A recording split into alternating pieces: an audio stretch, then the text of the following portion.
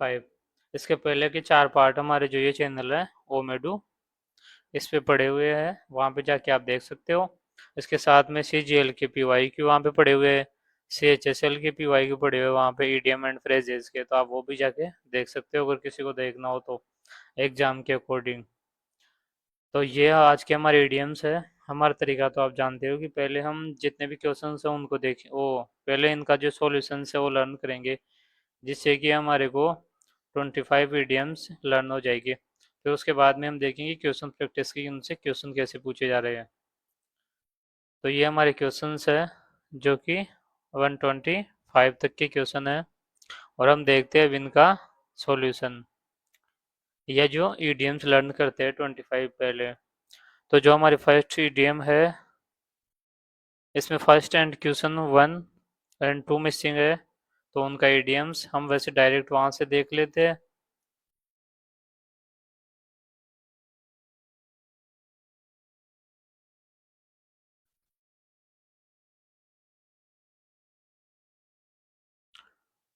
तो जो first EDM है वो तो ये है कि पुल योर सेल्फ टुगेदर। तो पुल योर सेल्फ टुगेदर का मीनिंग क्या होगा?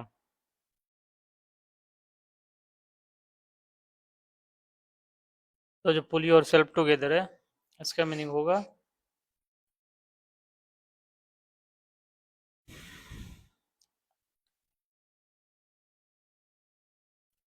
Calm down after an upsetting incident. और जो नेक्स्ट है, नेक्स्ट बाइट योर टंग। तो बाइट योर टंग का मीनिंग क्या है? बाइट और टंग का मीनिंग है टू अवॉइड सेइंग समथिंग। तो अब हम देखते हैं हमारे जो बाकी क्वेश्चन है उनको लर्न करते हैं कि क्या क्या क्वेश्चन है। तो जो हमारा क्वेश्चन नंबर 123 है, उसमें जो इडियम है वो ये कि to let the cat out of the bag. यानी हमारे पास जो बैग है उसमें एक बिल्ली है, तो उसको हमें इससे बाहर निकालना है, यानी बैग से बाहर निकालना है। ये इसका मीनिंग ये हो गया है कि हमारे पास कोई हिडन चीज है तो उसको हम बाहर निकाल रहे हैं। तो जो to let the cat out of the bag का मीनिंग हो गया टू रिवील ए सीक्रेट। तो जो इडियम है to let the cat out of the bag, तो इसका मीनिंग हो गया to reveal a secret. To let the cat out of the bag का मीनिंग क्या हो गया? इसका मीनिंग हो गया to reveal a secret. To let the cat out of the bag का मीनिंग क्या हो गया? इसका मीनिंग हो गया टू रिवील ए सीक्रेट, यानी जो बैग है उसमें से बिल्ली को या जो कोई सीक्रेट अपने पास उसको बाहर निकालना। अब जो नेक्स्ट ईडीएम है वो है 104, टॉकिंग थ्रो इज हेटलकिंग नॉनसेंस।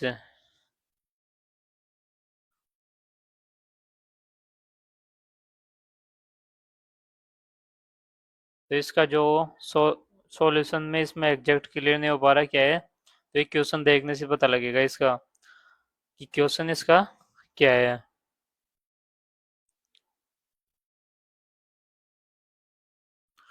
तो जो 104 का क्वेश्चन है, I did not even listen to him, he was only talking through his head. तो टॉकिंग थ्रो हिज हेड है, वो हो गया हमारा ईडीएम। तो टॉकिंग थ्रो हिज हेड है, इसका मीनिंग हो गया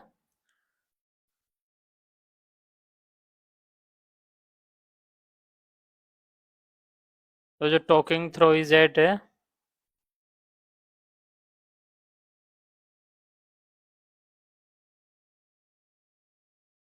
तो जो ये ईडीएम है इसमें जो ये हेड एंड टॉकिंग है ये मिक्स हो गया, तो यहाँ पे इसको लिख देते टॉकिंग थ्रो हिज हेड। तो टॉकिंग थ्रो हिज हेड का मीनिंग क्या हो गया कि टॉकिंग नॉनसेंसिकली, यानी नॉनसेंस बातें करना।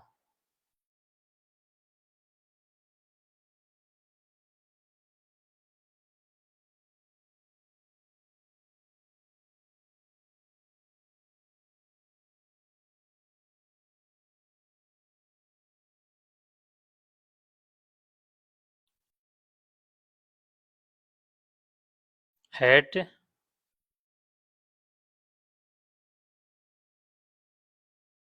And talking nonsense, nonsense. Talking through his head है जो हमारा ईडीएम है, जिसका मीनिंग हो गया talking nonsense. Talking through his head, इसका मीनिंग क्या हो गया? इसका मीनिंग हो गया talking nonsense.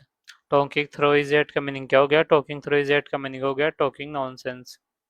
Talking through his head का मीनिंग क्या हो गया? टॉकिंग थ्रू हिज हेड का मीनिंग हो गया टॉकिंग नॉनसेंस। तो जो टॉकिंग थ्रू हिज हेड, इसका मीनिंग क्या हो गया? टॉकिंग थ्रू हिज हेड का मीनिंग हो गया टॉकिंग नॉनसेंस। तो टॉकिंग थ्रू हिज हेड, इसका मीनिंग क्या हो गया? इसका मीनिंग हो गया talking through his head means talking nonsense, यानी बिना मतलब की बातें करना। अब जो नेक्स्ट है लव्स एंड फिशेज। तो लव्स एंड फिशेज है, इसका मीनिंग हो गया मटेरियल बेनिफिट्स। तो जो हमारा ईडीएम है वो क्या है? वो है लव्स एंड फिशेज। और इसका आंसर वो क्या है? वो है मटेरियल बेनिफिट्स। यानी कि जो मटेरियल वर्ल्ड है, जैसे कि किसी को कार पसंद है, किसी को प्रॉपर्टी पसंद है, किसी को,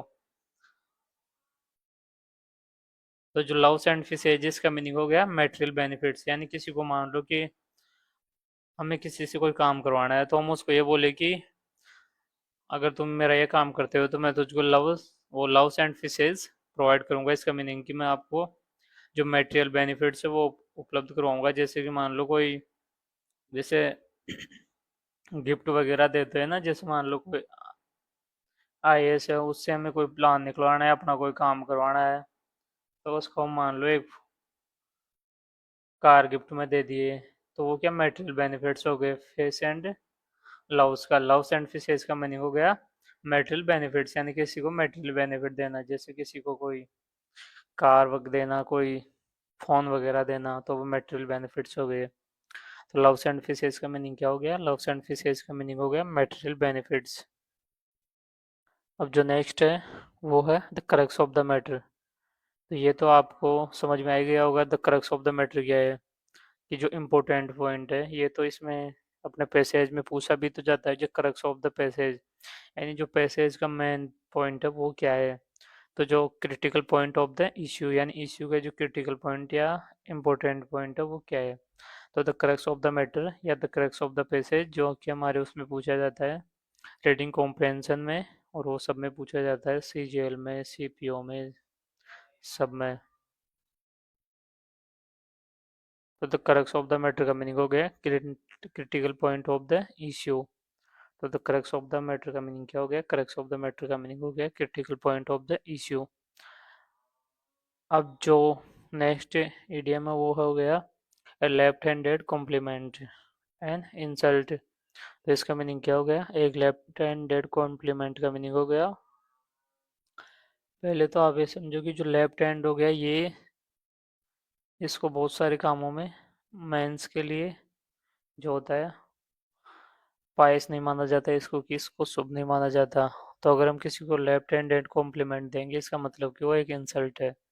जैसे कि जो ये रिलीजियस रिचुअल्स होती है, धार्मिक जितने भी रीति रिवाज होते हैं, उनमें जब भी कोई मैन से कोई काम कराया जाता है तो उसके लेफ्ट हैंड से करवाया जाता है, ना कि राइट हैंड से। यानी राइट हैंड और लेफ्ट हैंड का मीनिंग होता है कि समथिंग है, मतलब नॉट गुड, या फिर जो ईडीएम है वो ये है कि लेफ्ट हैंडेड कॉम्प्लीमेंट का मीनिंग हो गया एन इंसल्ट, यानी किसी की इंसल्ट करना, लेफ्ट हैंडेड कॉम्प्लीमेंट। अगर राइट हैंडेड कॉम्प्लीमेंट हो तो किसी को प्रेज करना। तो लेफ्ट हैंडेड कॉम्प्लीमेंट का मीनिंग हो गया an insult. Left handed compliment का मीनिंग क्या हो गया?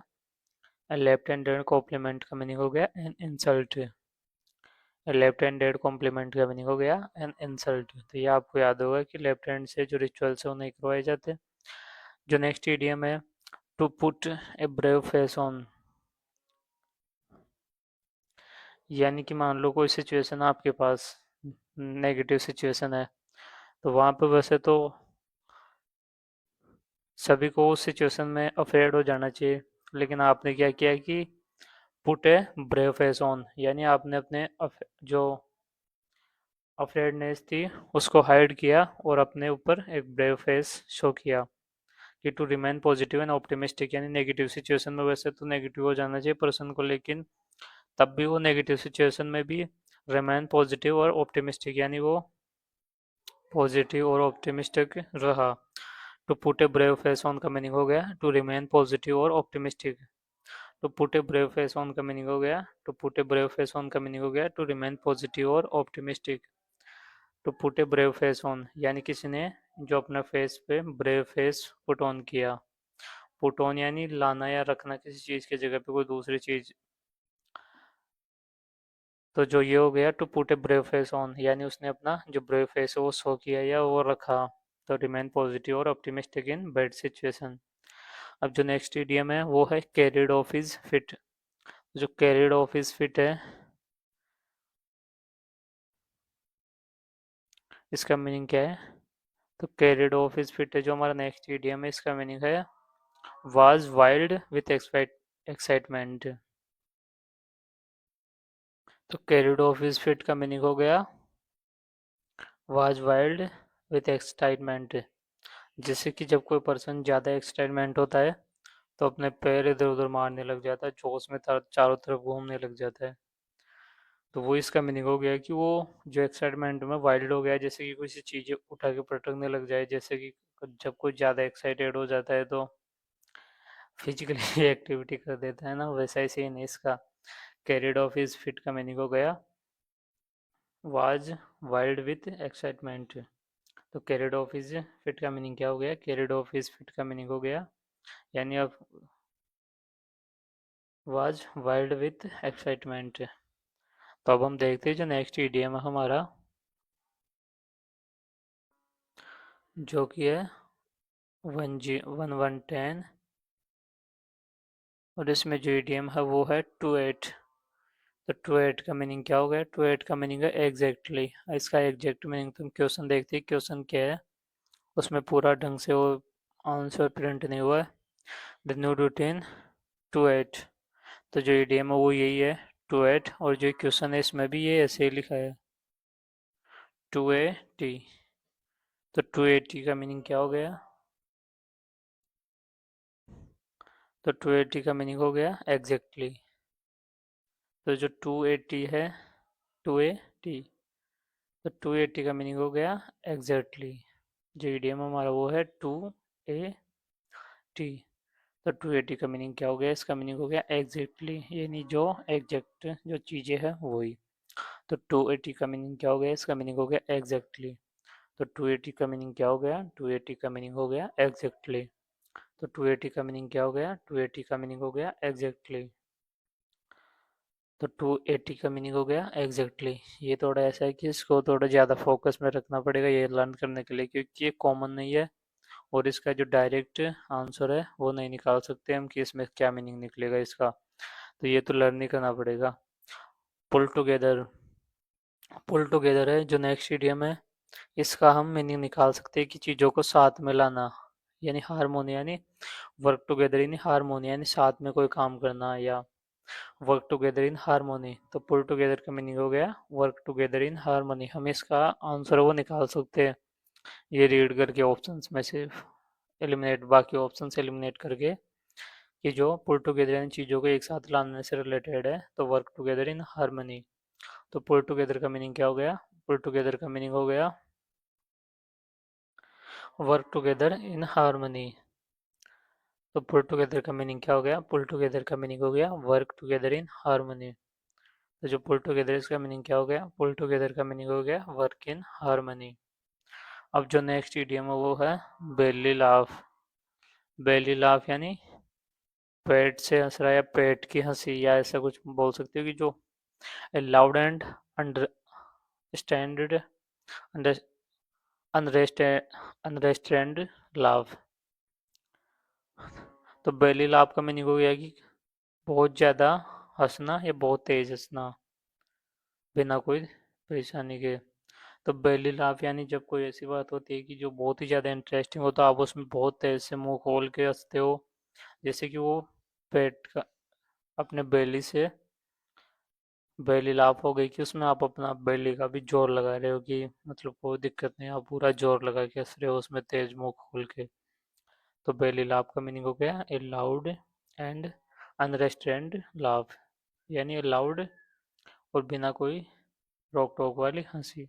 लाउड एंड लाउड यानी तेज यानी जो ज़्यादा है जिसकी आवाज़ ज़्यादा हो। लाउड का मीनिंग होता है कि से लाउड यानी तेज बोलना किसी चीज़ को। जैसे जो छोटी क्लासेज होती है उनमें जो वो चिल्ड्रन होते हैं उनको जो रिपीटेशन करवाया जाता है टेबल्स वगैरह का, तो लाउड में किया जाता है कि तेज तेज बोलो इनको कि वो उनके सबकॉन्शियस में सेट हो जाए। तो बेली लाव का मीनिंग हो गया ए लाउड एंड अनरेस्ट्रेंड लाव। तो बेली लाव का मीनिंग क्या हो गया? बेली लाव का मीनिंग हो गया ए लाउड एंड अनरेस्ट्रेंड लाव। तो बेली लाव का मीनिंग हो गया ए लाउड एंड अनरेस्ट्रेंड लाव। अब जो नेक्स्ट इडियम है वो है rain on the new bride's parade, यानी जो नई दुल्हन थी उसकी जो परेड थी उस पे रैन हो गई, यानी कोई गुड मोमेंट था लेकिन वो मोमेंट किसमें कुछ डिस्ट्रक्शन हो गया या कुछ दिक्कत हो गई उस मोमेंट में। तो रैट ऑन द और rain on the new bride's parade का मीनिंग हो गया तो स्पॉइल मोमेंट, यानी जो नई ब्राइड थी उसके परेड में रैन हो गई, मतलब कि वो डिस्टर्ब हो गया या वो काम बर्बाद हो गया। तो स्पॉइल मोमेंट यानी जो मोमेंट था वो थोड़ा खराब हो गया है। तो rain on the new bride's parade का मीनिंग हो गया टू स्पॉइल ए मोमेंट। तो rain on the new bride's parade का मीनिंग हो गया टू स्पॉइल ए मोमेंट। तो rain on the new bride parade का मीनिंग हो गया टू स्पॉइल ए मोमेंट। तो rain on the new bride's parade का मीनिंग हो गया टू स्पॉइल ए मोमेंट। तो rain on the new bride's parade का मीनिंग हो गया टू स्पॉइल ए मोमेंट। अब जो नेक्स्ट ईडियम है वो है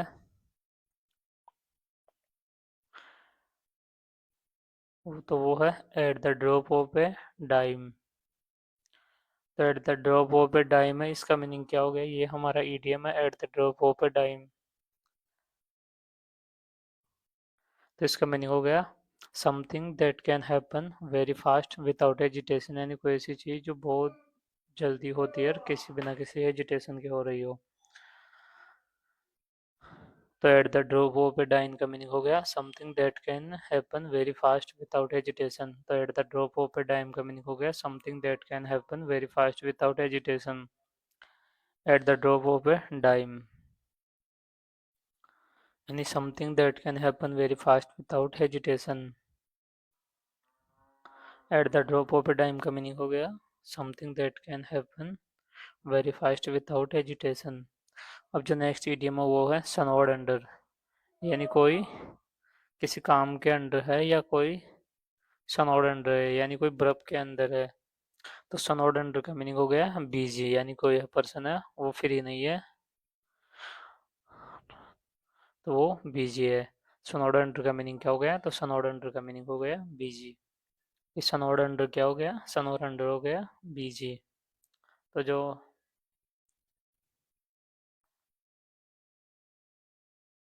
सनोड अंडर है उसका मीनिंग क्या हो गया? सनोड अंडर का मीनिंग हो गया बीजी। जो सनोड अंडर है इसका मीनिंग क्या हो गया? सनोड अंडर का मीनिंग हो गया बीजी। तो जो सनोड अंडर है इसका मीनिंग क्या हो गया? सनोड अंडर का मीनिंग हो गया बीजी। यानी कि जो सनोड अंडर है इसका मीनिंग क्या हो गया? सनोड अंडर का मीनिंग हो गया बीजी। यानी जो सनोड अंडर है इसका मीनिंग क्या हो गया? सनोड अंडर का मीनिंग हो गया बीजी। ये जो सनोड अंडर है इसका मीनिंग क्या हो गया? इसका मीनिंग हो गया बीजी। यानी जो सनोड अंडर है इसका मीनिंग क्या हो गया? इसका मीनिंग हो गया बीजी।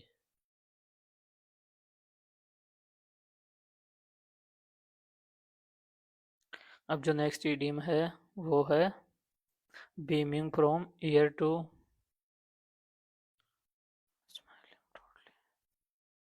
Beaming from ear. तो जो नेक्स्ट ईडियम है इसका भी जो एग्जैक्ट है वो क्वेश्चन देखने पे यहाँ पे क्या है, इसमें वो डिफरेंस नहीं है कि कौन सा क्वेश्चन है और कौन सा सॉल्यूशन है। तो इसका हम देख के पीछे क्वेश्चन में 166 में, तो he was beaming from ear to ear. तो beaming from ear to ear का मीनिंग क्या हो गया? तो beaming from ear to ear का मीनिंग हो गया स्माइलिंग ब्रॉडली। तो जो हमारा ईडियम है ये है यहाँ से आगे तक का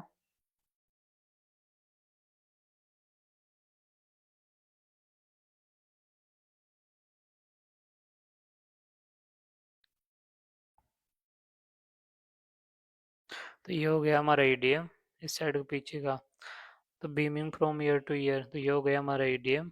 और जिसका आंसर वो है स्माइलिंग ब्रॉडली। तो जो हमारा ईडीएम है beaming from ear to ear का मीनिंग क्या हो गया? Beaming from ear to ear का मीनिंग हो गया स्माइलिंग ब्रॉडली। तो beaming from ear to ear का मीनिंग क्या हो गया? Beaming from ear to ear का मीनिंग हो गया स्माइलिंग ब्रॉडली। तो beaming from ear to ear का मीनिंग क्या हो गया? Beaming from ear to ear का मीनिंग हो गया स्माइलिंग ब्रॉडली। तो beaming from ear to ear का मीनिंग क्या हो गया? इसका मीनिंग हो गया स्माइलिंग ब्रॉडली। तो अब जो नेक्स्ट ईडीएम है वो है give you the shirt off his back, यानी give you the shirt off his back. जो नेक्स्ट ईडीएम है give you the shirt off his back का मीनिंग हो गया is willing to do anything to help another, यानी किसी और की हेल्प करने के लिए वो कुछ भी करने को तैयार है। तो give you the shirt off his back यानी जो कोई पर्सन है वो किसी की हेल्प करने के लिए जो अपनी शर्ट है अपने बैग वो भी उसको देने के लिए तैयार है। यानी is willing to do anything to help another person, यानी उसको अपने खुद के कपड़े देने के लिए भी तैयार है कोई। जैसे कि वो कोई दानवीर कर्ण जैसा कोई है कि उसने अपने।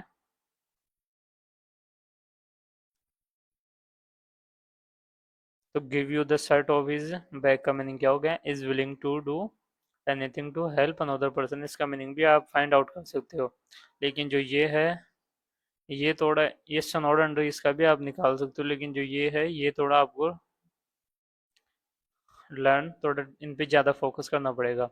Give you the shirt off his bag, इसका तो फिर आप एग्जैक्ट तो नहीं निकाल सकते, लेकिन आप इसका आइडिया लगा सकते हो कि किसी और के लिए कोई है जो बहुत ज़्यादा एफर्ट कर रहा है कि उसने अपनी शर्ट उसको शर्ट ऑफ हिज बैग, यानी उसने आपकी शर्ट ऑफ दे दिया, उसको शर्ट दे दिया।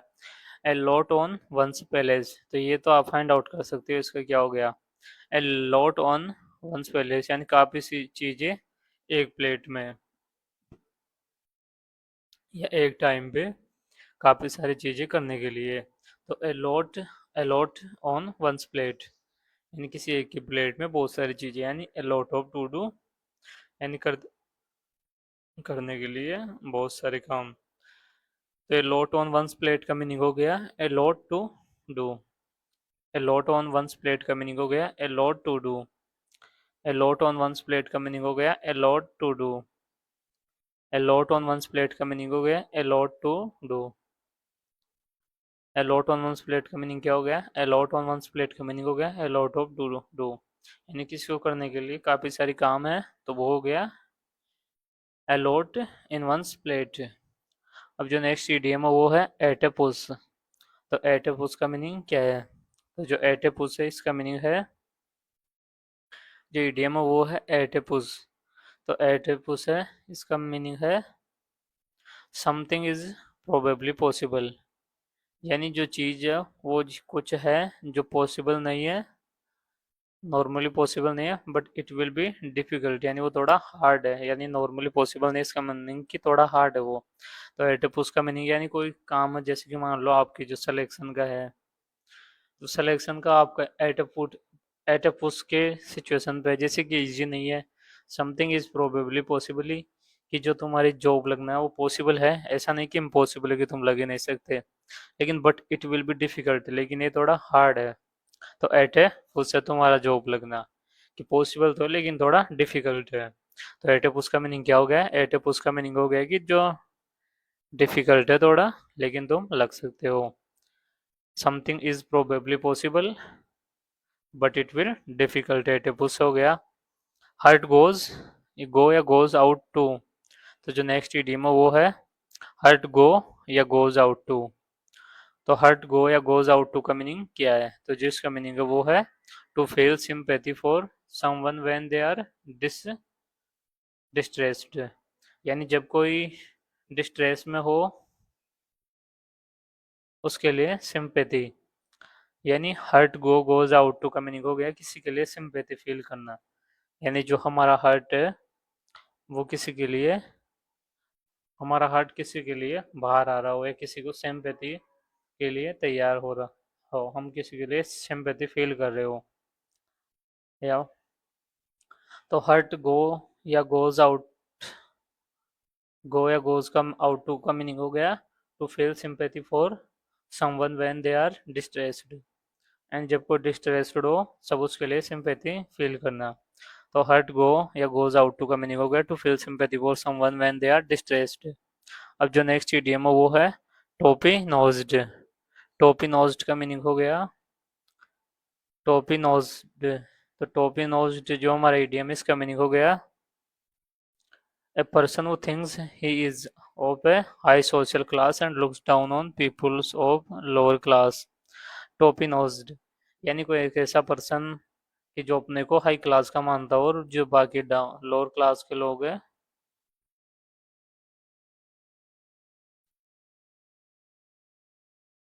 यानी उनकी तरफ ये देखता हो कि ये छोटे हैं जो लोअर क्लास के हैं उनका।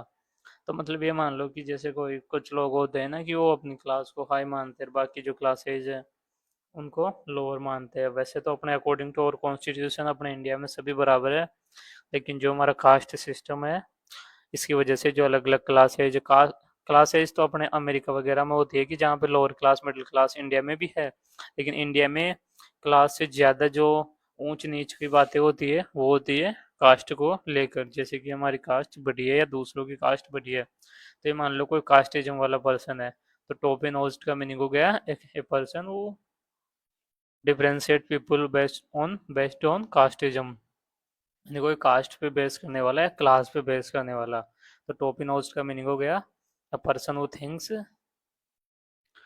He is of A high social class and looks down on people's of lower class.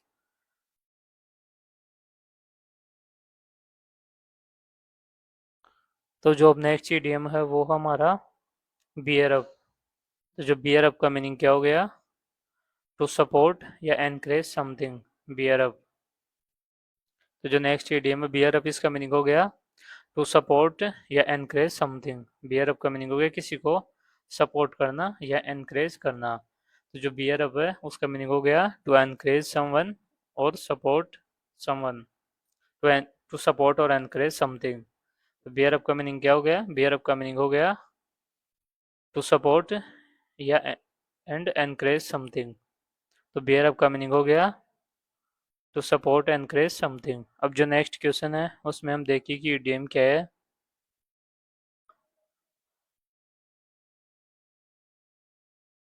तो उसमें जो इडियम है वो है द काम बिफोर द स्टॉर्म, यानी तूफान के पहले की शांति। ये तो जो फिल्म मूवीज में भी डायलॉग होता है कि जैसे विलन बोलता है या एक्टर के लिए बोला जाता है कि वो अभी ये तूफान से आने के पहले का सन्नाटा है, जो मूवीज में बोला जाता है ऐसा मैक्सिमम में। ये तूफान से आने के पहले का सन्नाटा है, इसके बाद में सब डिस्ट्रॉय हो जाएगा। तो इसका मीनिंग ये हुआ है कि a period of unusual tranquility, यानी अनयूजुअल ट्रैंक्विलिटी और stability that seems like to precedes difficult time, यानी ऐसा शांत टाइम जो ये शो करे अनयूजुअल और शांत कि वो आने वाले टाइम में डिफिकल्ट टाइम्स लेके आएगा। तो द काम बिफोर द स्टॉर्म एंड तूफान के पहले की शांति, ये तो आपको याद हो जाएगा, इसको तो लर्न करने की जरूरत नहीं है। इसमें जो है एक तो टॉफी नोज्ड है और एक ही बियर अप, ये भी वैसे हो ही जाएगा। हाँ, इसको थोड़ा बहुत मान सकते हैं कि ये थोड़ा इम्पोर्टेंट वो, इसको माइंड में रख लेना थोड़ा बहुत। बाकी ये दोनों तो एग्जैक्ट रखना है टॉपी नोज्ड एंड एडिपुस, क्योंकि ये अनकॉमनली यूज है, ये इसका डायरेक्ट मीनिंग नहीं निकलता। इसमें दो दो शब्द के सेंटेंस है, दो दो तीन तीन के, तो इसमें क्या मीनिंग निकलेगा इनका। तो द काम बिफोर द स्टॉर्म एंड तूफान के पहले की शांति, तो ये हो गया हमारा जो इडियम है जो। और अब हम देखते हैं जो आज का क्वेश्चन वो सोलो इडियम नंबर 24 है, वो है बर्निंग योर ब्रिजेस। तो ये तो पहले की क्लासों में भी आ चुका है, इन्हीं सीपीयू की क्लासेज में आ चुका है कि बर्निंग योर ब्रिज, यानी मैं एक स्टोरी सुनाया था आपको कि जो एक किंग था उसका ये सीन था कि वो अपने जहाँ पे भी अटैक करने जाता है जिस भी कंट्री में, तो अपने वो सैनिकों को जहाज से उतरते ही पहले अपने जहाज को आग लगा देता था, क्या ताकि उसके जो सैनिक है वो उस स्टेट को या उस कंट्री को डिफीट करके ही वापस लौटे, जिससे कि वो उनकी जहाज लेके जा सके। नहीं तो अगर वो उनके पास ऑप्शन नहीं छोड़ता था कि वो वापस जा सके। तो doing something that makes it impossible to return to the previous situation. यानी ये मैक वंस ब्रिज का मीनिंग बर्निंग और ब्रिजेस का मीनिंग हो गया कि ऐसा डूइंग समथिंग यानी कुछ ऐसा करना कि वो ये इम्पॉसिबल कर दे कि हम वापस प्रीवियस सिचुएशन में जा सके। जैसे कि इसका दूसरा एग्जांपल दो तो ये मान लो आप गवर्नमेंट की तैयारी कर रहे हो, गवर्नमेंट जॉब की तैयारी कर रहे हो। तो आपके पास कुछ लोग ऐसे होंगे कि उनके पास ऑप्शन भी होगा किसके बाद में हम ये कर लेंगे, लेकिन कुछ लोग ऐसे है कि उनके पास यही ऑप्शन है, उनका ए बी सी जितने प्लान है सब यही है। तो उनसे आपको कंपटीशन टफ पड़ेगा क्योंकि उनके पास कोई और ऑप्शन नहीं है। तुम्हारे पास कुछ ऑप्शन तो है लेकिन उनके पास कोई भी ऑप्शन नहीं है, वो जिए या मरे वो ये जॉब लेके ही रहेंगे, जो भी जिसकी वो तैयारी कर रहे हैं वो। तो ये हो गया बर्निंग योर ब्रिजेस। या तुम में से ऐसा कोई जिसके पास प्लान बी है लेकिन तब भी वो उस प्लान बी को छोड़ के अपना जो मेन फोकस है इसी पे करके इसी को अचीव करने की ट्राई कर रहा हो, कि वो उसने अपने सारे ऑप्शंस मिटा दिए हो। जैसे किसी की मान लो कोई कोचिंग वगैरह चल रही है या कोई शॉप वगैरह चल रही है तो उसको बंद करके कि पूरा इसी पे फोकस कर रहा हो। जैसे कुछ लोग अपने जॉब को, जो करंट जॉब होती है उसको क्वाइट करके यूपीएससी वगैरह में आते हैं ना, जैसे ये आईआईटी वगैरह के, तो उसमें जो अपनी जॉब्स होती हैं उनको छोड़ के आते हैं कि वो अपने बर्निंग देयर डिजीज करके इसमें आते हैं, जो में वो सेलेक्ट भी हो जाते हैं। तो ऐसी सिचुएशन की जिसमें हम वापस प्रीवियस सिचुएशन में जाने के ऑप्शंस खत्म कर दें। अब जो नेक्स्ट ईडीएम है वो है up in the air. Something up in the air, तो अप इन द एयर का मीनिंग क्या हो गया, यानी कोई ऐसी कोई चीज जो चारों तरफ अननोन है, चारों तरफ मतलब एंटायरली हर जगह पे नो।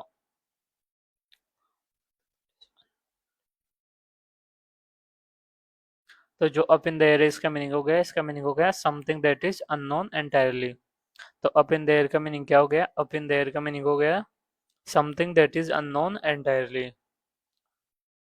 तो जो अप इन द एयर इसका मीनिंग क्या हो गया, अप इन द एयर का मीनिंग हो गया something that is unknown entirely.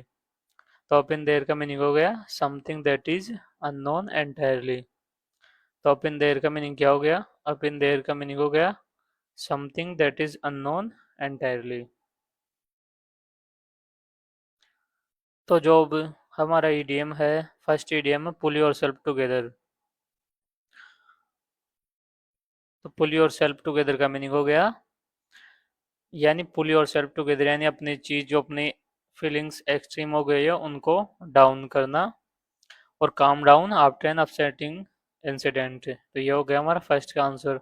तो बाइट योर टंग का मीनिंग हो गया कि जो आपकी जीभ है वो कुछ बोलने को रेडी थी लेकिन आप उसको रोक रहे हो, यानी उस पर बाइट कर रहे हो, यानी टू अवॉइड सेइंग समथिंग। तो ये हो गया हमारा सेकंड ईडीएम का मीनिंग। तो आप अपना जो आंसर है वो इनके कमेंट सेक्शन में राइट कर सकते हो वीडियो को पॉज करके। To let the cat out of the bag, तो ये तो आपको एग्जैक्ट याद होगा कि अभी तो हमने ये करवाया आपको। To let out the cap, तो इसका मीनिंग होगा, आप इसका आंसर तब तक कमेंट में लिखो जब तक मैं नेक्स्ट ईडीएम देखता हूँ, जो कि है talking through his head. Talking through his head का मीनिंग हो गया, तो इन दोनों का जो फर्स्ट है इसका मीनिंग अब तक आपने लिख दिया होगा। तो जिसका मीनिंग है to let the cat out of the bag का मीनिंग हो गया टू रिवील ए सीक्रेट। और जो नेक्स्ट है टॉकिंग थ्रू इज एट का मीनिंग हो गया टॉकिंग नॉनसेकली नॉनसेंस, यानी बिना मतलब की बातें बोलना।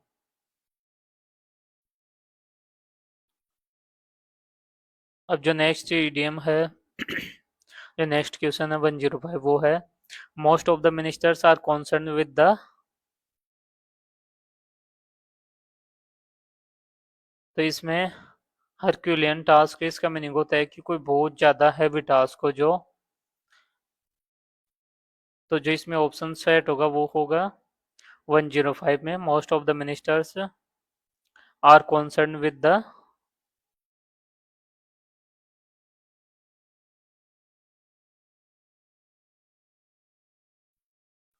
Loves and fishes than the service of a man. तो जिसका मीनिंग ये है कि जो most of the ministers are concern with the loaves and fishes of office than the service of a man. यानी जो अधिकतर मिनिस्टर्स होते हैं वो मेटेरियल बेनिफिट्स से ज़्यादा, मेटेरियल बेनिफिट्स को ज़्यादा वैल्यू देते हैं in comparison of service of a man. जबकि उनका जो मेन काम होता है वो होता है सर्विस ऑफ ए मैन। जो उनका मेन काम होता है वो होता है लोगों की मदद करने का। लेकिन वो करते क्या है, वो जो मेटेरियल बेनिफिट्स है लव्स एंड फिशेज उनको ज़्यादा वैल्यू देते हैं। तो अब जो नेक्स्ट क्वेश्चन है वो है, this is the critical point of the issue, one should always be focused on it. तो critical point of the issue, तो जो ये हमारा सॉल्यूशन है, जो हमारा ईडीएम है वो नीचे है। तो the critical point of the issue ये हो गया हमारा आंसर। तो जिसका ईडीएम क्या है, इसका ईडीएम है the crux of the matter. तो जो the crux of the matter हो गया the critical point of the issue. आपने अपना आंसर कमेंट में लिखते जाइए।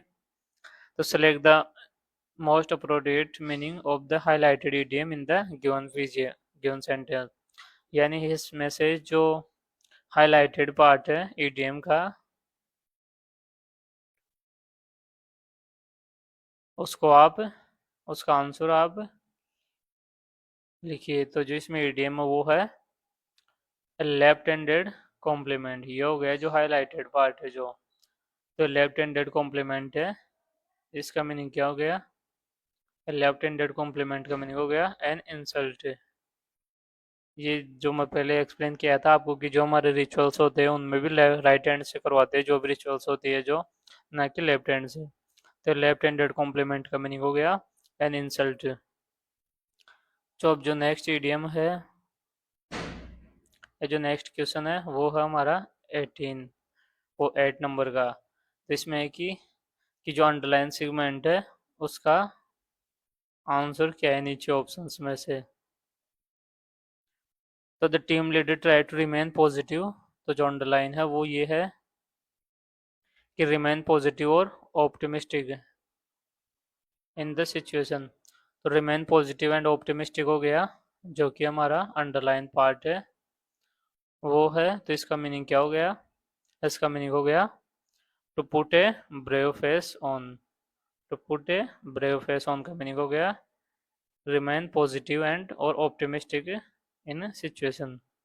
तो अब जो नेक्स्ट है क्वेश्चन हमारा वो है, he was carried off his feet when he was declared to have won the prize. तो इसमें जो ईडीएम है वो है कैरिड ऑफ हिज फिट। तो कैरिड ऑफ हिज फिट का मीनिंग क्या है, तो कैरिड ऑफ हिज फिट का मीनिंग है वाज वाइल्ड विथ एक्साइटमेंट, यानी कोई एक्साइटमेंट में वाइल्ड हो रहा हो।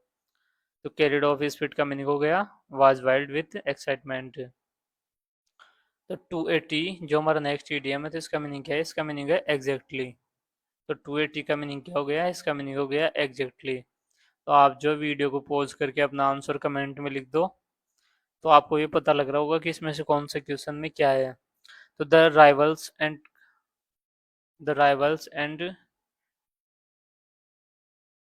Can not work together in harmony.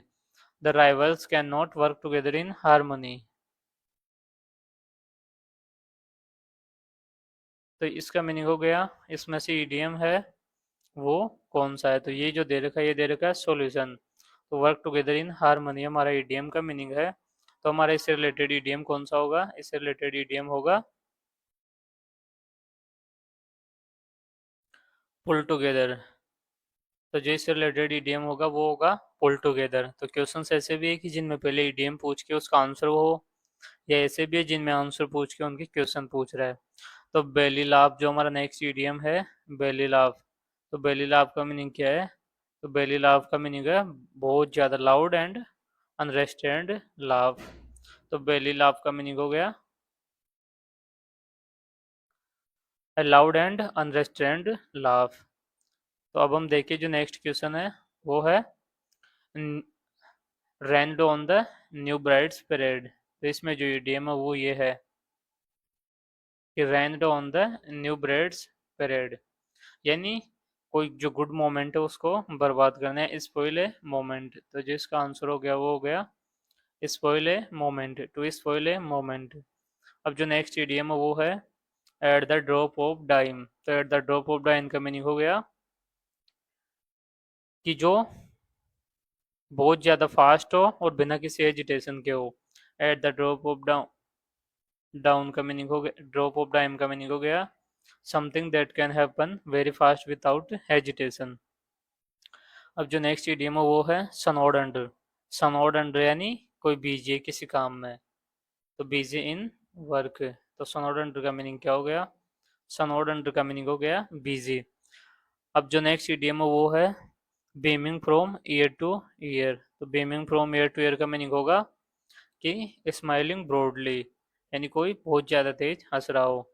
तो स्माइलिंग ब्रॉडली हो गया beaming from ear to ear.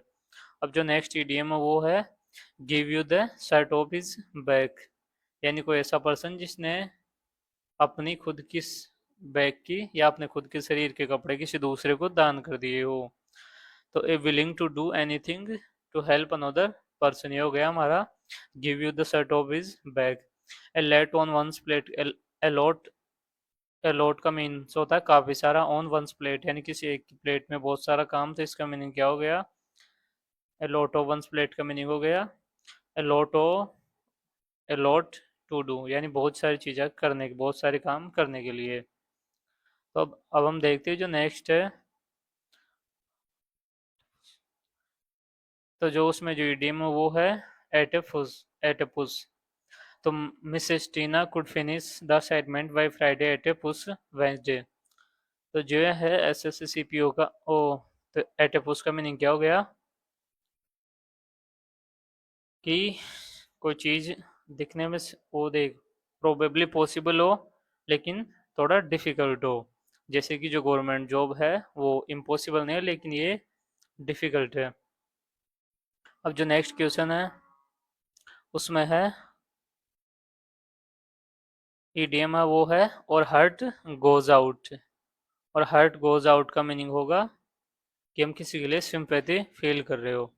तो जो और हर्ट गोज आउट का मीनिंग हो गया, इसका मीनिंग हो गया to feel sympathy for someone when they are distressed. अब जो टॉफी नोज्ड है, ये मैंने आपको एक्सप्लेन इस तरीके से किया था कि कोई जैसे कास्टिज्म वाला पर्सन होता है कि जो अपने आप को कास्ट के समथिंग मानता हो या कास्ट को क्लासेस को ज़्यादा वैल्यू देता हो, तो पर्सन वो discriminate on people's on the base of class या कास्ट। तो इसका आंसर हो गया ए। अब जो नेक्स्ट ईडीएम है वो है the evidence put forward could not confirm is guilt. तो जो पुट फॉरवर्ड है उसका मीनिंग क्या? तो इसमें जो है सॉल्यूशन दे रखा है पुट फॉरवर्ड, तो इसमें जो सॉल्यूशन दे रखा है वो दे रखा है पुट फॉरवर्ड।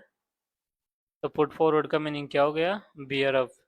तो बियर अप यानी किसी चीज को आगे या एनकरेज है सपोर्ट करना। पुट फॉरवर्ड यानी किसी चीज को आगे बढ़ाना। तो बियर अप इसका ईडीएम हो गया। तो अब जो नेक्स्ट क्वेश्चन है इसमें देखिए the family meeting on property dispute begins today and I am just sitting down with a cup of coffee enjoying the calm before the storm। तो ये तो रिलेटेबल हो गया कि जो फैमिली मीटिंग है प्रॉपर्टी डिस्प्यूट को लेकर वो बैठने वाली है, तो मैं उससे पहले कॉपी लेके बैठ जाता हूँ क्योंकि वो जो फाइट होने वाली है उसमें प्रॉपर्टी डिस्प्यूट में जैसे लोगों की होती नहीं क्या, तो वैसे जो ईडीएम है वो हो गया एक काम। वो जो ये तो आंसर हो गया उसका द काम बिफोर द, वो द काम बिफोर द स्टॉर्म यानी तूफान के पहले की शांति। तो ये हो गया ईडीएम हमारा। तो तूफान के पहले की शांति यानी कि एक कप ऑफ टी लेके मैं बैठता हूँ कि जो प्रॉपर्टी डिस्प्यूट है उसमें जो आप आपस में जो इंटरेस्टिंग चीजें होगी जो बोलेंगे लोग आपस में एक दूसरे को अपनी चीजें गिनवाएंगे, तो उसको देखने के लिए मैं कप ऑफ टी लेके एंजॉय करने के लिए उसको पहले ही बैठ जाता हूँ। अब जो नेक्स्ट ईडीएम है वो आज का सेकंड लास्ट क्वेश्चन है जो कि है उसमें जो क्वेश्चन है वो ये है the something doing something that makes it impossible to return to the previous situation. यानी बर्निंग द ब्रिजेस, यानी उसने अपने वापस जाने के ऑप्शंस खत्म कर दिए हो। तो बर्निंग द ब्रिजेस का मीनिंग हो गया। अब जो ये है ए रेड लेटर डे, इसका मीनिंग होता है, यानी कि रेड लेटर डे का मीनिंग होता है मेमोरेबल डे। तो अब हम देखते हैं आज का last question, up in the air. तो जो अप इन द एयर, इसका मीनिंग क्या होगा? अप इन द एयर का मीनिंग होगा यानी समथिंग अनकॉम अननोन एंटायरली, यानी something that is unknown entirely हो गया मीनिंग किसका? अप इन द एयर का। तो पार्ट 6, इसमें हम क्वेश्चन देखेंगे 126 से आगे के, जिसमें 126 से लेके आगे के 150 तक के क्वेश्चन अकॉर्डिंग टू क्लास के शेड्यूल है। लेकिन इसमें क्वेश्चन शायद 143 के समथिंग या 145 के समथिंग क्वेश्चन ही है। तो ये जब भी आप सीपीयू के एग्जाम हो तो उससे पहले आप ये पूरे पीवाई के क्वेश्चन देख सकते हैं। इसी तरीके से जो सीजीएल की क्वेश्चन है वो ईडीएम फ्रेजेस के वो अलग से शो कर रखे 24 से लेके 21 तक के पूरे पीवाई को एनालिसिस आप देख सकते हो। आप सीजीएल का देख सकते हो, सीएचएसएल का देख सकते हो, और इसके बाद में जो कल से जो स्टार्ट होगा वो होगा एमटीएस का। तो एमटीएस की पीवाई क्यू आप देख सकते हो इंग्लिश के की कौन कौन से इंग्लिश के पीवाई क्यू पूछा हुआ है। तो अभी जो हम टॉपिक ले रखे हैं वो ले रखे हैं ईडियम्स एंड फ्रेजेस के। तो जो ईडियम फ्रेजेज है इसमें हमने सीजीएल के पीवाई क्यू देख लिए, सीएचएसएल के देख लिए, ये सारी क्लासेस पढ़ी हुई है अपने चैनल पे, और हम अब सीपीयू के भी कंप्लीट होने वाले हैं। तो अब हम स्टार्ट करेंगे जो नेक्स्ट जो वो है एमटीएस। तो नेक्स्ट ये होगा कल परसों से। तो जो इनसे रिलेटेड नोट्स है वो आप जो टेलीग्राम का लिंक नीचे डिस्क्रिप्शन में, और एग्जाम रिलेटेड इन्फॉर्मेशन से जुड़ने के लिए आप हमारा सोशल मीडिया इंस्टाग्राम की जो प्रोफाइल है वो भी इंस्टाग्राम में दी हुई है, उसको भी आप जाके फॉलो कर सकते हो, क्योंकि वहाँ पे मैं क्लास का शेड्यूल डाल देता हूँ एक दिन पहले ही, 1 से 2 दिन पहले ही, कि क्लास कब होगी। तो अब अभी स्टार्ट करते हैं हमारी क्लास को। तो हमारा पैटर्न तो आप जानते हो कि कैसे प्रिपेयर करते हैं। हम पहले क्वेश्चंस को एडीएम्स को लर्न करते हैं, फिर उसके बाद में उनके क्वेश्चंस देखते हैं। तो ये हमारे आज की क्वेश्चंस है जो कि 143 क्वेश्चंस है। तो अब इनको हम इनको पहले लर्न कर लेते हैं कि क्वेश्चंस क्या क्या है।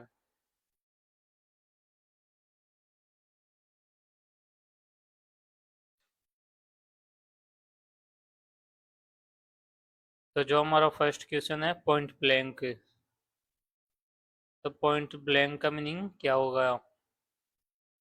तो जो हमारा फर्स्ट ईडीएम है पॉइंट ब्लैंक, तो पॉइंट ब्लैंक का मीनिंग होता है शॉट फ्रॉम अप क्लोज, यानी किसी चीज को बहुत ही एग्जैक्ट शूट करना। जैसे कि पॉइंट ब्लैंक शूट, ये जो शूट नहीं होते कि हम जो गन से शूट करते हैं, तो पॉइंट ब्लैंक पे शूट करते हैं, यानी एग्जैक्ट उसके जो टारगेट है उसके एग्जैक्ट जहाँ पे चाहते हैं ना वहीं पे शूट करते हैं उसको। तो शॉट फ्रॉम अप क्लोज यानी उसके बहुत पास में शूट करते हैं, जो टारगेट है उसके पास में, मतलब पॉइंट ब्लैंक से शूट करते हैं। ये पॉइंट ब्लैंक शूट आप मूवीज में सुना होगा, उसके अलावा तो डेली लाइफ में इसका ऐसा कोई रूटीन नहीं है कि ये आर्मी वाले तो इसको जानते हैं, उनके तो रूटीन में रहता है वर्ड, लेकिन जो नॉर्मल लोग हैं उनके रूटीन में नहीं रहता। तो अब जो हमारा नेक्स्ट ईडीएम है, तो पॉइंट ब्लैंक का मीनिंग क्या हो गया? पॉइंट ब्लैंक का मीनिंग हो गया shot from up close. Shot from up close का मीनिंग हो गया कि किसी के पॉइंट ब्लैंक पे शूट करना। अब जो नेक्स्ट ईडीएम है वो है get on like a house on fire.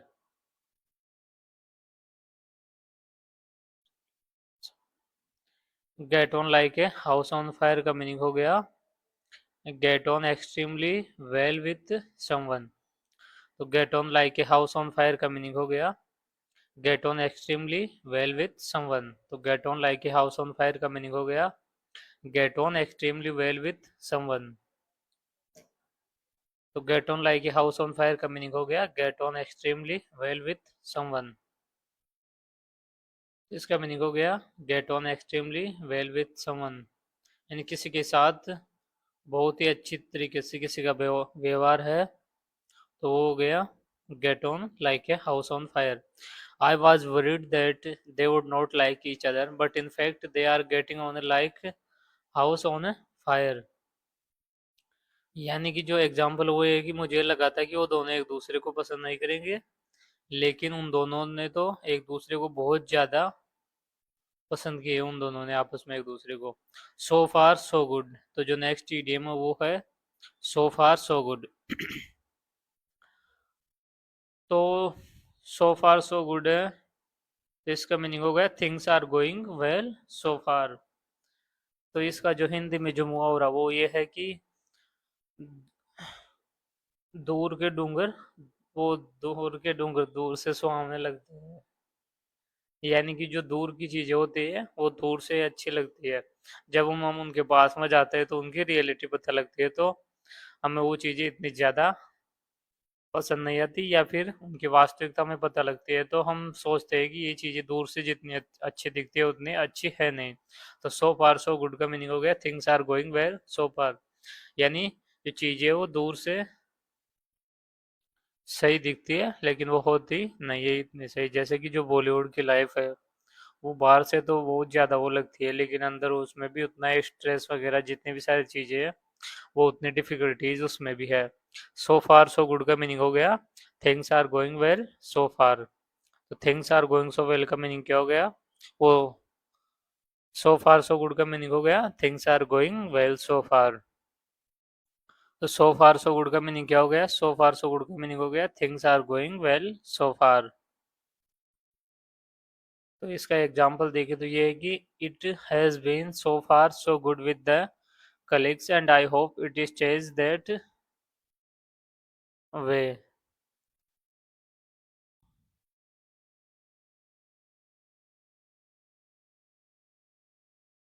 अब जो नेक्स्ट इडियम है वो है हैंग इन देयर। तो हैंग इन देयर का मीनिंग क्या होगा, हैंग का मीनिंग होता है लटकाना या अटकना किसी चीज में। तो हैंग इन देयर का मीनिंग हो गया to persist in a difficult situation, यानी हैंग इन देयर यानी कोई कहीं पे अटक चुका है या फंस चुका है या लटक चुका है। तो to persist in a difficult situation, तो हैंग इन देयर का मीनिंग हो गया to persist in a difficult situation. तो जो हैंग इन देयर इसका मीनिंग क्या हो गया, हैंग इन देयर का मीनिंग हो गया to persist in a difficult situation. तो हैंग इन देयर का मीनिंग हो गया to persist in a difficult situation. We know you are worried but hang in there the police will find out who did this. अब जो next idiom है वो है left right and centre, यानी कोई चीज हर जगह हो रही हो वो होती है लेफ्ट राइट एंड सेंटर। तो जो लेफ्ट राइट एंड सेंटर है इसका मीनिंग हो गया happening in a lot of places और टू लॉट ऑफ पीपुल, यानी ऐसी कोई चीज जो बहुत सारी जगह पे हो रही है या बहुत सारे लोगों को हो रही है। जैसे कि जो कोरोना था वो लेफ्ट राइट सेंटर हर जगह हो रहा था कि मान लो कि ये कंट्री है, तो इसमें जो कोरोना था वो इसके लेफ्ट में भी हो रहा था, इसके राइट में भी हो रहा था, इसके सेंटर में भी हो रहा था, कि हर जगह पे हो रहा था। जो कोरोना फैल चुका था वो वर्ल्ड में भी इसी तरीके से फैला हुआ था वो। तो ये इसका मीनिंग हो गया लेफ्ट राइट एंड सेंटर का, कि हैपनिंग इन बहुत सारी जगह पे और बहुत सारे लोगों को हो रहा है, कुछ चीज हो रही है। लेफ्ट राइट एंड सेंटर का मीनिंग हो गया happening in a lot of places और to a lot of people. Priyanka has been spending money left right and centre. तो एग्जांपल ये है कि प्रियंका है जो उसने मनी अपनी स्पेंड की है लेफ्ट राइट एंड सेंटर, यानी हर हर तरफ उसने अपनी मनी सेंड की है, जैसे कि हेल्थ पे, ट्रेवल पे, स्टडीज पे, पेरेंट्स पे। तो उसकी जो इनकम है वो स्पेंडिंग चारों तरफ हुई है left right and centre. To beat a retreat, तो जो नेक्स्ट ईडीएम है लेफ्ट राइट एंड सेंटर का मीनिंग हो गया happening in a lot of places और to a lot of people. तो जो नेक्स्ट इडियम है वो है to beat a retreat. To beat a retreat का मीनिंग क्या होगा? इसका मीनिंग है to leave a situation, to beat a retreat. ये थोड़ा अनकॉमन ईडीएम है, इसको आपको लर्न करना पड़ेगा, और ये थोड़ा अनकॉमन है पॉइंट ब्लैंक। बाकी तो ये ऐसे है कि आप उनको थोड़ा बहुत फाइंड आउट कर सकते हो कि कहाँ पे है। हैंग इन देयर, ये भी थोड़ा इसका फाइंड आउट कर सकते हैं, लेकिन ये थोड़ा मीडियम क्वालिटी का ये तो टू बीट ए रिट्रीट का मीनिंग हो गया to leave a situation. To beat a retreat का मीनिंग क्या हो गया? टू बीट ए रिट्रीट का मीनिंग हो गया to leave a situation. To beat a retreat का मीनिंग हो गया to leave a situation. To beat a retreat का मीनिंग क्या हो गया? टू बीट ए रिट्रीट का मीनिंग हो गया टू लिव ए सिचुएशन। जो नेक्स्ट इडियम है वो है सेट असाइड। तो सेट असाइड का मीनिंग हो गया किसी चीज को इग्नोर करना या सेट असाइड। तो सेट असाइड का जो मीनिंग है वो है डिक्लेयर ए लीगल डिसीजन और प्रोसेस टू बी इनवैलिड। तो सेट असाइड का मीनिंग क्या हो गया? तो सेट असाइड का मीनिंग हो गया डिक्लेयर ए लीगल डिसीजन और प्रोसेस टू बी इनवैलिड। तो जो सेट असाइड है, सेट असाइड का मीनिंग हो गया डिक्लेयर ए लीगल डिसीजन और प्रोसेस टू बी इनवैलिड। तो सेट असाइड का मीनिंग हो गया डिक्लेयर ए लीगल डिसीजन और प्रोसेस टू बी इनवैलिड। तो सेट असाइड का मीनिंग क्या हो गया? सेट असाइड का मीनिंग हो गया डिक्लेयर ए लीगल डिसीजन और process to be invalid. Set aside का मीनिंग हो गया डिक्लेयर ए लीगल डिसीजन और प्रोसेस टू बी इनवैलिड। अब हम देखते हैं नेक्स्ट इडियम जो कि है बी हार्ड हिट। यानी किसी चीज का इफेक्ट हुआ है, वो हार्ड हुआ है किसी चीज पे, यानी बी हार्ड हिट, यानी किसी का हार्ड प्रभाव पड़ा, हिट हुआ है किसी पे। तो बी हार्ड हिट का मीनिंग हो गया severe severe oh severely affected by something unpleasant. यानी कोई दुखद चीजों से कोई ज्यादा ही अफेक्टिव हुआ गया। तो the seaside town was hard hit by storm this year. यानी जो सीसाइड टाउन है वो स्टॉर्म की वजह से हार्ड हिट हुआ है, यानी उससे बहुत ज्यादा अफेक्टेड हुआ है। सिवियरली अफेक्टेड का मीनिंग होता है, सिवियरली का मतलब होता है तो डेडली या बहुत ज्यादा क्वांटिटी में। तो सिवियरली अफेक्टेड का मीनिंग हो गया be hard hit. Be hard hit का मीनिंग हो गया severely affected by something unpleasant. अब जो नेक्स्ट इडियम है वो है पेड फ्लैंग विजिट। तो पेड फ्लैंग विजिट का मीनिंग क्या होगा? पेड फ्लैंग विजिट का मीनिंग होगा टुक ए क्विक ट्रिप। तो पेड फ्लैंग विजिट का मीनिंग क्या होगा? पेड फ्लैंग विजिट का मीनिंग होगा took a quick trip. Paid flying visit took, हाँ तो अगर इसको देखें तो ये ऐसे है कि जैसे पेड फ्लैंग विजिट है, यानी आपने ऐसे विजिट किया है जैसे कि आप वहां से उड़ के निकल गए हो, या आपने बहुत कम टाइम स्पेंड किया वहां पे जो विजिट है उसमें। तो इसका मीनिंग हो गया कि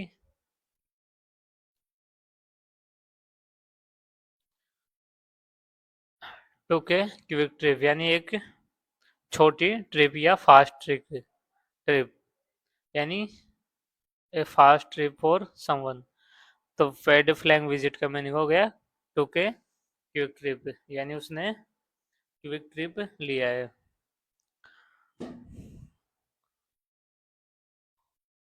तो पेड फ्लैंग विजिट का मीनिंग हो गया टुक ए क्विक ट्रिप। तो टुक ए क्विक ट्रिप का मीनिंग हो गया पेड फ्लैंग विजिट। तो अब जो ईडीएम है हमारा वो है as good as gold. Next idiom है जो है एज गुड एज गोल्ड। तो एज गुड एज गोल्ड का मीनिंग क्या हो गया? एज गुड एज गोल्ड का मीनिंग हो गया a person who is obedient and well behaved. तो एज गुड एज गोल्ड यानी कोई गोल्ड की तरह अच्छा हो। A person who is obedient and well behaved. तो person who is obedient and well behaved का ईडीएम क्या हो गया? इसका मीनिंग हो गया कि कोई पर्सन है जो ओबीडियंट और वेल बिहेव्ड, इसका मीनिंग हो गया एज गुड एज गोल्ड। तो जो एज गुड एज गोल्ड इसका मीनिंग हो गया A person who is obedient and well behaved. तो Sheila has been as good as gold all morning. अब जो नेक्स्ट ईडीएम है वो है कैम अप विथ। तो कैम अप विथ का मीनिंग क्या हो गया? तो कैम अप विथ का मीनिंग हो गया टू सजेस्ट और थिंक ऑफ एन आइडिया और प्लान। Came up with. तो कैम अप विथ का मीनिंग क्या हो गया? कैम अप विथ का मीनिंग हो गया टू सजेस्ट और थिंक ऑफ एन आइडिया। ये किसी आइडिया के साथ में आना या किसी सजेशन या कोई प्लान या आइडिया के साथ में आना।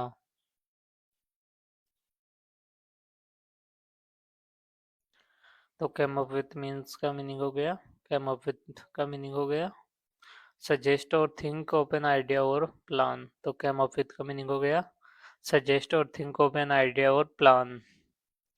तो जो नेक्स्ट ईडीएम है वो है सॉल्यूशन 137 है। और जो ईडीएम है वो है the devil is beating his wife, the sun is shining while it rains।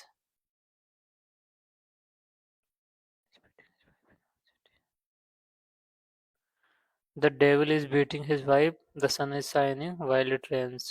Okay. तो ये जो है, ये जो इंग्लिश जो कल्चर है या जो वेस्टर्न कल्चर है उसका कोई प्रचलित ईडीएम है, फेमस ईडीएम है। तो इसका मीनिंग है कि the devil is beating his wife. यानी ये तब वहां पे बोला जाता है जब the sun is shining while it rains, जब रैन होती रहती है तो जो सन है वो शाइनिंग करता रहे। जैसे कि जब ये टाइम होता है ना कि कभी कभी रैन भी होती रहती है और बारिश भी होती रहती है। तो जो हमारे लोकल में है, राजस्थान में जो जयपुर के आसपास का लोकल का एरिया है, वहाँ पे ये बोला जाता है, मैं क्या जयपुर से हूँ, जयपुर के जस्ट 15 किलोमीटर पास में मैं गाँव मेरा। तो जो वहाँ पे बोला जाता है कि आज नेवले की शादी हो रही है, जब वो होता है ना, नहीं नहीं, सीआर सीआर, कि सीआर की शादी हो रही है, इस वजह से ये बारिश और धूप एक साथ में है। तो सीआर की शादी। वैसे तो हमारे इसको बोलते हैं कि सियाड़ का ब्याह हो रहा है, सियाड़ का ब्याह। अगर हमारे ढूंढाड़ी लैंग्वेज में, लोकल लैंग्वेज में इसमें देखे तो इसको सीआर को बोलते हैं सियाड़, और शादी को बोलते हैं ब्याह। तो सियाड़ का ब्याह या सियार की शादी। ये हो गया कि the sun is shining while it rains. सियाड़ का ब्याह, ये समझ में आ गया ना, सियाड़ का ब्याह क्या होता है। ये वैसे ले भी नहीं है, ये इसमें वैसे होता है तो सियाड़ का ब्याह। तो the devil is beating his wife का मीनिंग हो गया the sun is shining while it rains. आप तो ये याद रख लो, सियाड़ का ब्याह अपने इंडिया में जो पढ़ाई रखेंगे ना लोकली की, जब द रेन इज शाइनिंग, लेकिन एग्जाम में ये पूछेगा the devil is beating his wife, the sun is shining while it rains. तो अब देखते हैं जो नेक्स्ट ईडीएम है वो है कॉल ऑन। तो कॉल ऑन का मीनिंग हो गया टू विजिट। तो जो ईडीएम है वो हो गया कॉल ऑन। तो कॉल ऑन का मीनिंग क्या हो गया? कॉल ऑन का मीनिंग हो गया टू विजिट। तो कॉल ऑन जो ईडीएम है इसका मीनिंग क्या हो गया? कॉल ऑन का मीनिंग हो गया to visit. My friend Suraj is always helpful if I need to call on him. तो कॉल ऑन का मीनिंग हो गया कि टू विजिट। तो कॉल ऑन का मीनिंग क्या हो गया? कॉल ऑन का मीनिंग हो गया टू विजिट। कॉल ऑन का meaning to visit. Speak one's mind. तो स्पीक वंस माइंड जो हमारा नेक्स्ट इडियम है, स्पीक वंस माइंड। तो स्पीक वंस माइंड का मीनिंग हो गया to voice one's thoughts plainly. To voice one's thoughts plain. Speak one's mind का meaning हो गया कि जो किसी के थॉट्स हो उसको प्लेनली, या जो उसकी थॉट्स है प्लेनली उनकी आवाज़। स्पीक वंस माइंड का मीनिंग हो गया the voice of one's thoughts plainly, यानी किसी की थॉट्स की वॉइस, तो स्पीक वंस माइंड का मीनिंग हो गया to voice one's thoughts plainly. तो स्पीक वंस माइंड का मीनिंग हो गया to voice one's thoughts plainly. तो the meaning of speak one's mind का मीनिंग हो गया to voice one's thoughts plainly. The meaning of the meaning of this idiom speak one's mind. This means to voice one's thoughts plainly. Speak one's mind का this the meaning of speak one's mind idiom is to voice one's thoughts plainly. The meaning of speak one's mind idiom is to voice one's thoughts plainly. Now the next idiom is green from ear to ear. The next idiom is green from ear to ear. So the green from ear to ear meaning is to smile a lot because of happiness.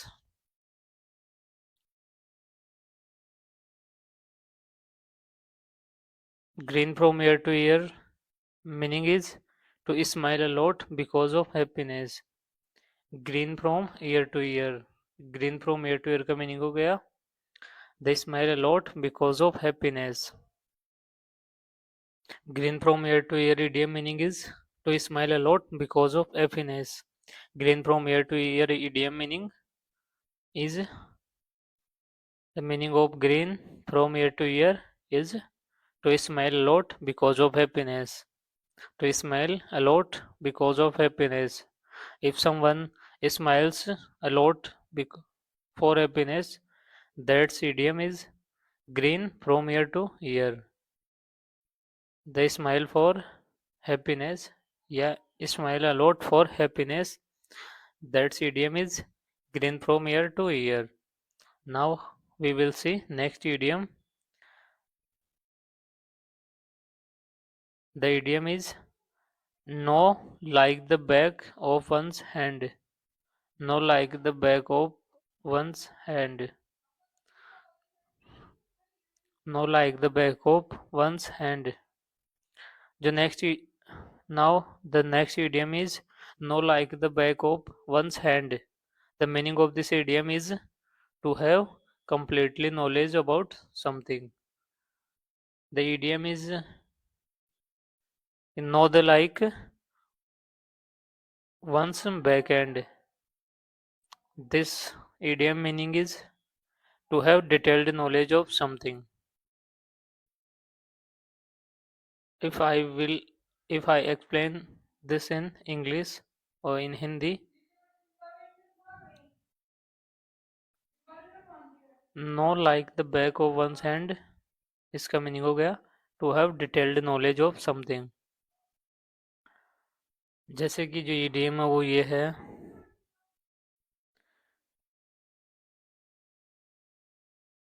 कि हमारे जो हाथ का bag है, hand का जो bag है, उसको हम जितने अच्छी तरीके से जानते हैं क्योंकि वो हमारे सामने ही रहता है। जो हाथ का फ्रंट और बैक की साइड है वो हमारे सामने रहती है। तो जो इसका मीनिंग हो गया कि to have detailed knowledge of something, यानी किसी चीज़ की हमारे पास डिटेल नॉलेज हो, वो हो गया know like the back of one's hand, यानी किसी के हाथ का back hand. Rise to the ocean, तो grin from ear to ear speak one's mind colon. तो इसमें जो थोड़ा अनकॉमनली यूज या जिसका इजीली आप वो आंसर नहीं निकाल सकते वो ईडीएम है grin from ear to year, क्योंकि जो ईयर टू ईयर है इसका स्माइल से कहीं कोई रिलेटेड रिलेशन नहीं है, तो इसलिए इसको थोड़ा फोकस करना पड़ेगा। बाकी तो आप ऐसे है कि आप उनका आंसर निकाल सकते हो। राइज टू द ओशन, तो जो नेक्स्ट ईडीएम है वो है राइज टू द ओशन। तो राइज टू द ओशन का मीनिंग क्या हो गया? The meaning of rise to the ocean idiom is so you can deal with a situation successfully. The meaning of the idiom is so you can so you can deal with a situation successfully. Rise the ocean idiom meaning is so you can deal with the situation successfully. Rise to the ocean, idiom meaning is so you can deal with the situation successfully. Rise to the ocean, idiom meaning is so you can deal with the situation successfully. So you can so you can deal with the situation successfully.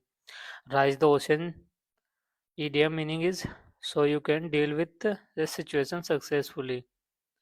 यानी rise to the ocean है, इसका meaning क्या हो गया? इसका meaning होगा so you can deal with A situation successfully, यानी आपको ये दिखाना है कि आप किसी सिचुएशन के साथ में सक्सेसफुली डील कर सकते हो। तो उसका मीनिंग हो गया राइज द ओशन। अब जो next idiom, now I will see we will see next idiom, kick up a row. The next idiom is kick up a row. Kick up a रो का रो means kick up a row means cause a disturbance. तो kick up a row means cause a disturbance. Next idiom is kick up a row. Kick up a row का meaning हो गया cause a disturbance. तो cause a disturbance है kick up a row। इसका meaning अगर वैसे आप समझो तो इसका मीनिंग ये हो गया कि जैसे कि मान लो कोई लाइन है, तो उस लाइन को आप बिगाड़ देते हो या उस पे किक मार देते हो तो लाइन बिगड़ जाती है। तो इसका मीनिंग हो गया कि आप जो पहले कोई चीज बैलेंस में थी उसको आप बिगाड़ देते हो, कॉज डिस्टरबेंस, यानी आपने डिस्टरबेंस पैदा कर दिया। तो किक अप ए रो का मीनिंग क्या हो गया? किक अप ए रो का मीनिंग हो गया cause A disturbance. The agitated crowd will be going to kick up a row if the government does not come to a consensus। Kick up a row का meaning क्या हो गया? Kick up a row का meaning हो गया cause ए disturbance. तो जो आज की क्लास है इसमें यही ईडियम्स है, ये भी अनकॉमनली यूज ईडियम है। किक अप ए रो, इसका मीनिंग निकाल सकते हो राइज टू द ओशन। ये अनकॉमनली, इन दोनों को तो आप डेफिनेटली अपनी जो नोटबुक है उसमें अलग से लिख सकते हो रिवीजन करने के लिए। किक अप ए रो का मीनिंग तो आप फिर भी समझ सकते हो कि एक रो है उसको किकअप कर दिया यानी उसको बिगाड़ दिया, तो कोज डिस्टर्बेंस इसका मीनिंग हो गया। तो आज की क्लास है इसमें इतने क्वेश्चन है 143, और यहीं पे सीपीयू की जो क्लास है वो सीपीयू की पीवाईक्यू है वो खत्म होते हैं। तो अब हम देखते हैं इनकी क्वेश्चंस कैसे पूछे हुए हैं। तो जो हमारा फर्स्ट क्वेश्चन है, द डेकोइट, यानी जो dacoit the dacoit was shot from a close by the police officer. कि जो डाकू है, जो डेकोट, ये क्या बोलते हैं इसको, डेकोइट है, ये अपने जो डाकू वर्ड है इंडिया में इसी से ये वर्ड बना है, इंग्लिश का जो वर्ड है ये। इसके अलावा जो डकैती है इसी से डकैती वर्ड भी होता है इंग्लिश में, तो वो भी जो हमारे यहाँ से इंडिया से ही उसका ओरिजिन हुआ है। तो the dacoit was shot from a close by the police officer. जो फर्स्ट है, तो इसमें जो सेंटेंस है वो तो इसमें जो सॉल्यूशन दे रखा है ईडीएम का, तो short from up close, short from up close, तो शॉर्ट फ्रॉम अप क्लोज का मीनिंग हो गया यानी किसी को पॉइंट ब्लैंक से शूट करना। तो जो पॉइंट ब्लैंक ईडीएम है ये हो गया short up, short from up close. अब जो नेक्स्ट ईडीएम है वो है, आप अपना आंसर कमेंट में लिख सकते हो वीडियो को पॉज करके, जैसे कि आप वीडियो देखो तब। Get on like a house on fire, तो get on like a house on fire का मीनिंग हो गया, तो इसमें ईडीएम दे रखा है और उसका आंसर हमें फाइंड आउट करना है। तो get on like a house on fire, तो इसका मीनिंग हो गया कि पहले तो हम किसी को बहुत ज्यादा समझ ले या उसके साथ में हो जाए या उसके साथ में सामंजस्य बिठा ले अपना। Gate on extremely well with one, यानी किसी के साथ हम बहुत अच्छे हो। तो get on like a house on fire का मीनिंग हो गया एक्सट्रीमली वेल विथ समवन, यानी किसी के साथ बहुत ज्यादा। तो ये ऐसा है कि इस पे थोड़ा फोकस देना पड़ेगा।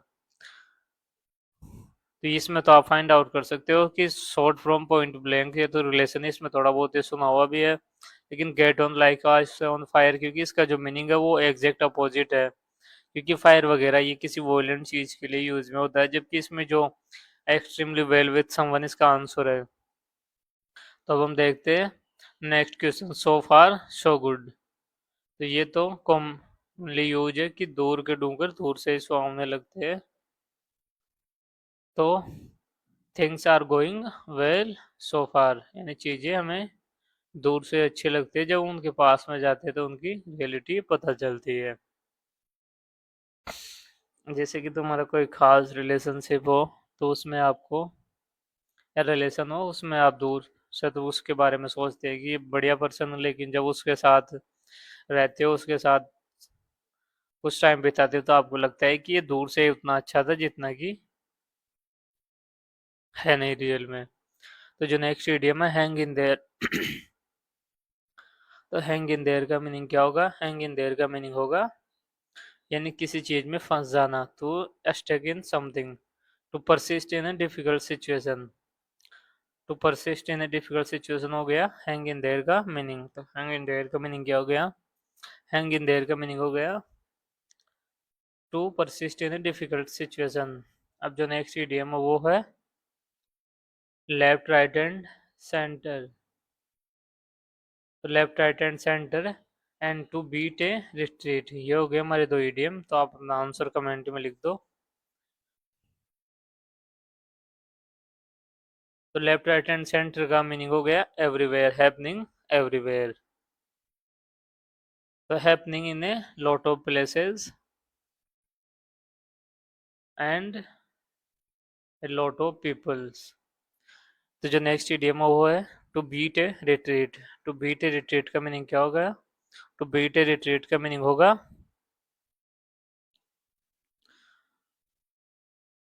To make a situation. To beat a retreat का मीनिंग होगा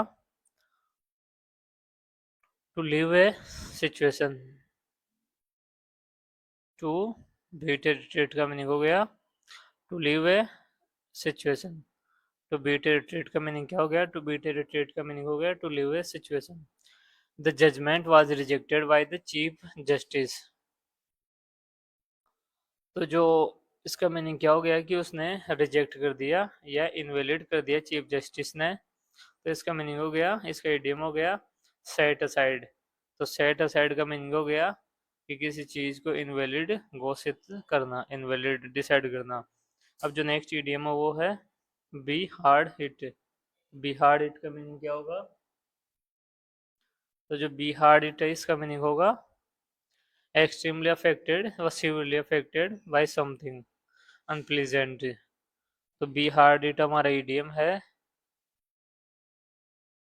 तो बी हार्ड हिट का मीनिंग हो गया severely affected by something unpleasant. तो अब जो नेक्स्ट क्वेश्चन है वो है I took a quick trip to my cousin's house before going on vacation to Africa.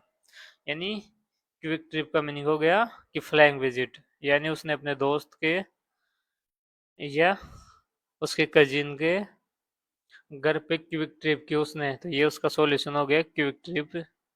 वो ईडीएम का मीनिंग हो गया। तो क्विक ट्रिप का मीनिंग होता है, वो ईडीएम होता है पर डे फ्लाइंग विजिट। तो पर डे फ्लाइंग विजिट का मीनिंग क्या हो गया? इसका मीनिंग हो गया a quick trip to my cousin as good as gold, यानी obedient and well behaved person. As good as gold का मीनिंग हो गया,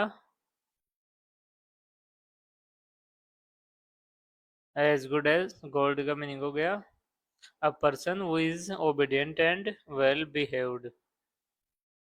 अब जो नेक्स्ट ईडीएम है वो है she brought new ideas for the innovation promotion of the product. तो जो ब्रोट न्यू आइडियाज इसका मीनिंग क्या होगा? ब्रोट न्यू आइडियाज इसका मीनिंग होगा come up with, cam up with. तो कैम अप विथ का मीनिंग हो गया, तो ये हो गया हमारा ईडीएम ब्रोट न्यू आइडियाज। तो ब्रोट न्यू आइडियाज जो हमारा सॉल्यूशन है, इसका ईडीएम क्या हो गया? इसका ईडीएम हो गया कैम अप विथ। तो कैम अप विथ का मीनिंग हो गया ब्रोट न्यू आइडियाज। जो नेक्स्ट ईडीएम है वो है look the devil is beating his wife. ये आपको तो भाई इस अपने मारवाड़ी में बता चुका हूँ कि इसको क्या बोलते हैं। तो the devil is beating his house. तो devil is beating his wife. House क्या? The devil is beating his wife. तो इसका मीनिंग हो गया the sun shining while the rain. The sun is shining while it's rains. जब rain होती रहती है तब सन शाइन करता रहे। या मारवाड़ी में सुने तो सियाड़ का ब्याऊ। ब्याऊ। अब जो नेक्स्ट इडियम है वो है कोलोन। तो कोलोन का मीनिंग होता है किसी को विजिट करना या। तो जो इडियम है वो है कोलोन। तो कोलोन का मीनिंग क्या हो गया? कोलोन का मीनिंग हो गया विजिट। कोलोन का मीनिंग हो गया विजिट। स्पीक वंस माइंड का मीनिंग हो गया। स्पीक वंस माइंड का मतलब मीनिंग हो गया थॉट से रिलेटेड है, कि किसी के माइंड से रिलेटेड है। और माइंड में क्या रहता है? Thoughts. To put one's thoughts, the voice of one's thoughts plainly. तो स्पीक वंस माइंड का मीनिंग हो गया to voice one's thoughts plainly. अब जो नेक्स्ट इडियम है वो है grin from ear to ear. तो grin from ear to ear का मीनिंग क्या हो गया? कि कोई बहुत ज्यादा लाफ करे या मेक अ लॉट स्माइल, या कोई a lot of smile because of happiness। तो grin from ear to ear का मीनिंग हो गया to smile a lot because of happiness. Know like the back of one's hand, यानी किसी के हाथ के पिछले हिस्से या जो पिछली हथेली है उसकी समथिंग किसी चीज को जानना। तो टू वेल नोन समथिंग, या to have detailed knowledge of something, यानी किसी चीज की डिटेल नॉलेज होना हमारे पास में। तो अब जो नेक्स्ट ईडियम है वो है राइज टू द ओशन। तो राइज टू द ओशन का मीनिंग क्या होगा? इसका मीनिंग होगा, तो राइज टू द ओशन का मीनिंग होगा so you can deal with A situation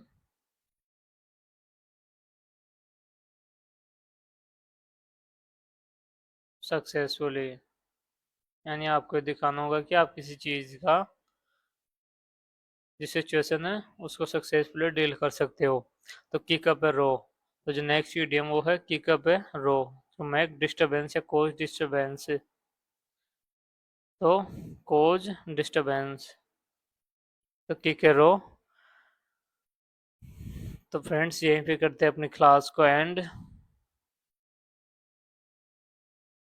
और मिलते हैं नेक्स्ट क्लासेज में।